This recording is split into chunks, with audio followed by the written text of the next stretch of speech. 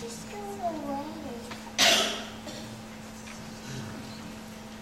So I'm Soren Thorfinn. I'm married to Mrs. Lowkeen, so I'm a true daughter. Gladys. I got to know number 4 daughter, Shirley, shortly after I arrived in the U.S. She handed me over to Gladys and we hit it off, so I started attending the family to Gladys. I was born and raised in a small town in Sweden where family, mom and dad, were the kids. So it was a bit of a shock to the system to run into this crowd where family matters so much.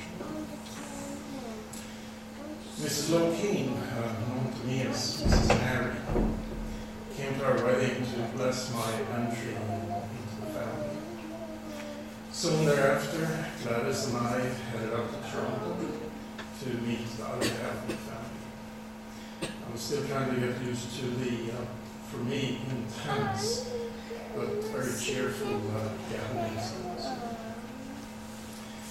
I did meet great big crowds of relatives, but first and foremost, I saw Mrs. Harry and her trio. She was the matriarch. She was a party person, and she was a force.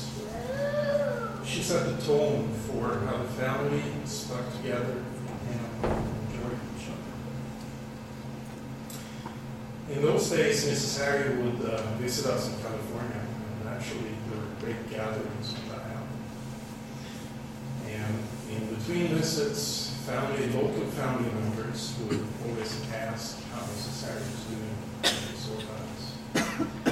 Mrs. Harry was the acknowledged matriarch. The family gatherings were social occasions, but also excuses to cook and eat. Mrs. Harry did consider herself the undisputed boss in any kitchen. This was sometimes a little bit awkward, but asking her about the secret behind some favorite recipe usually cleared it up. There was a proper form for meals with Mrs. Harry. Eat, eat, talk, talk, talk. Praise the food, clean the plates. Leftovers were for criticism. During the meal, we talk about the cost of the meal and successful shopping. After the meal, we talk about the next meal. Mrs. Harry took care of people, and she expected people to take care of her. She housed and fed some of her grandchildren in her townhouse. She stayed with her children on and off, and that was as much to drive that around the house as her to have a place to stay. It was very important to her that her children housed her and took care of her practically together. For the always remember Mrs. Harry, the matriarch.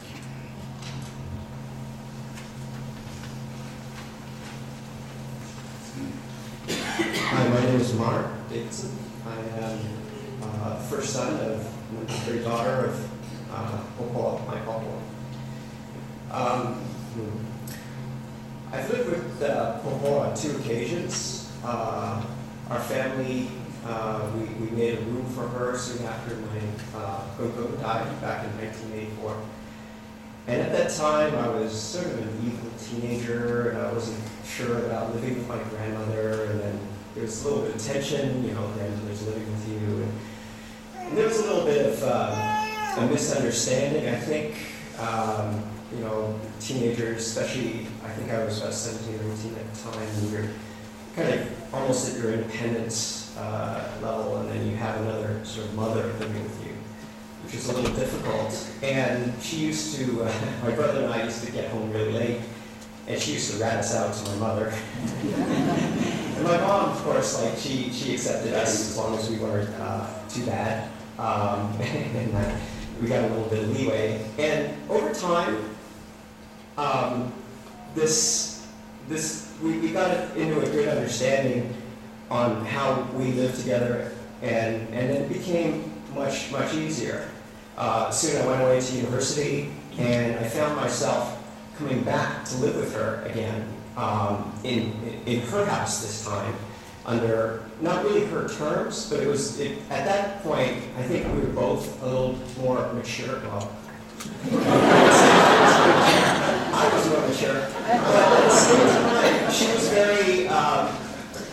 she was very adaptable and mentally flexible, and it was soon, there was a certain irony that I would be getting home, and then she would have all her Mahjong buddies still there at like 1 or 2 o'clock in the morning, and I'm trying to sleep. But, that second time living with her, I think it was just her and I living in the townhouse, we came to a really good partnership. She loved to cook, and I loved to eat. And it was like she was like one of the best housemates I've ever had in that sense. And I used to take her to her appointments and that, but we got along really well. And that was just a testament to how much she can grow, even at her age. She got to understand and took the time to understand us as grandchildren, to live with us, and to better understand how we can live together and how flexible she was. I met my wife. One of the qualities that really attracted me to my wife was her amazing cooking, my wife Eve.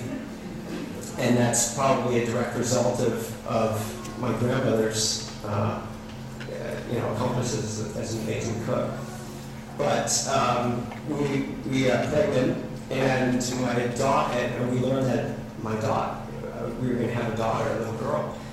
And immediately, I wanted to honor her, and wanted to name my daughter after my grandmother, Lowkeen. And so we were thinking about how can we make this work? Should it be Should it be Layla?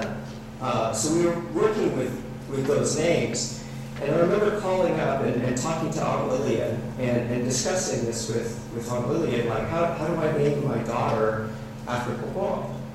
And I think Aunt Lillian mentioned that her name was Lai Yok Kao, which means jade sphere. And immediately I said, oh, jade, that's perfect. And so I thought that was a great name, and to honor my grandmother by naming my daughter Jade. And so Yok Kao, also Jade Sphere, was also honored in my daughter Su Yok, or Little Jade, and hopefully I pronounced that because I believe it's also like pork ribs.